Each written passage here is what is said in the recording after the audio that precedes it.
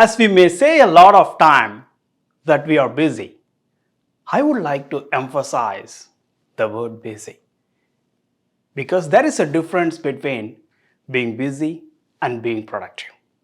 Hey there, welcome back. You're with me on Be a Moon, Not a Star.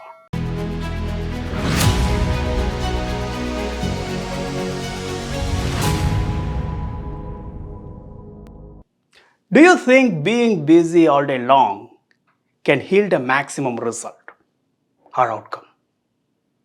Certainly not. The time we spent is considered to be effective only when we are skilled to produce more results by spending less time. For instance, I would say 80% of weight loss goal can be achieved by 20% of time spent in the gym. It's no wonder that exercise on a regular basis keeps us strong and flexible.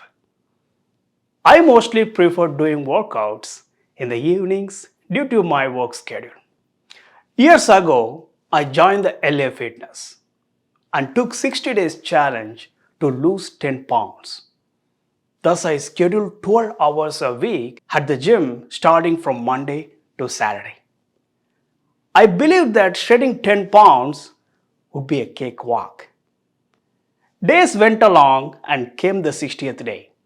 I was so excited about it. I went on to the scale to see my result after 60 days.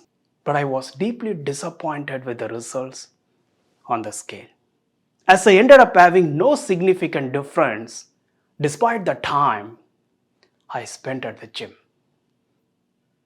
Later, I realized it's not about the time I invested in the gym. It's all about how efficiently I spend my time exercising. Cell phone was my distraction. Thus, I decided not to carry my cell phone to the gym. I had taken the same challenge once again, and this time I was determined to spend 30 minutes constructively each day rather than 2 hours. Ultimately, 80-20 rule worked out well for me to achieve my weight loss goal at the end of 60th day. Do more by doing less.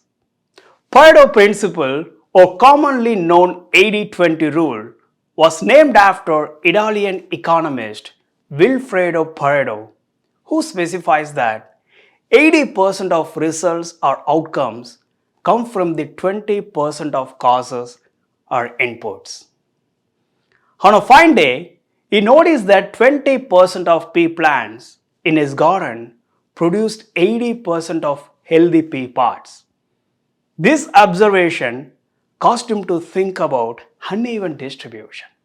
He thought about wealth and discovered that 80% of wealth of Italy during the time was controlled by 20% of population. We can take Pareto's 80-20 rule and apply it to almost any situation. Here we go with another classic instance. I have a friend named John. He was presented with BMW 525i series by his dad when he was 25. He had so much love for this car as it was gifted by his dad. And sadly, his dad is no more. Also, the car has been his companion for more than a decade. Interestingly enough, he is still driving that car despite making more pollution. As we know, air pollution is caused by vehicles. As per consumer reports, the average life expectancy of a new vehicles these days is around 8 years or 150,000 miles. Of course, a few well-built vehicles go 15 years or up to 300,000 miles with right maintenance. The sad fact is that 20% of people are still driving their polluting cars for various reasons like my friend. And that 20% of cars cause 80% of air pollution. To say it in other words, the majority of air pollution is caused by the minority of the population. Who knows? This also might be one of the reasons for the electric car evolution. Let's now look back on how I applied the 80-20 rule to achieve my weight loss goal at the end of 60th day. Initially, I thought spending more time at the gym can cut down those few extra pounds. But later, a realization happened to me that it's not about the time I put in. It's all about how efficiently I spend my time exercising. The Pareto principle would enable us to do more by doing less.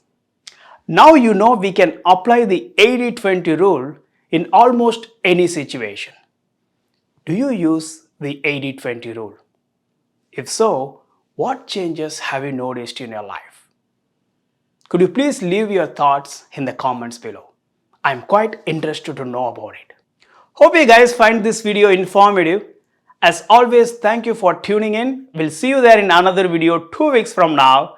Until then, I am Prakash, signing off.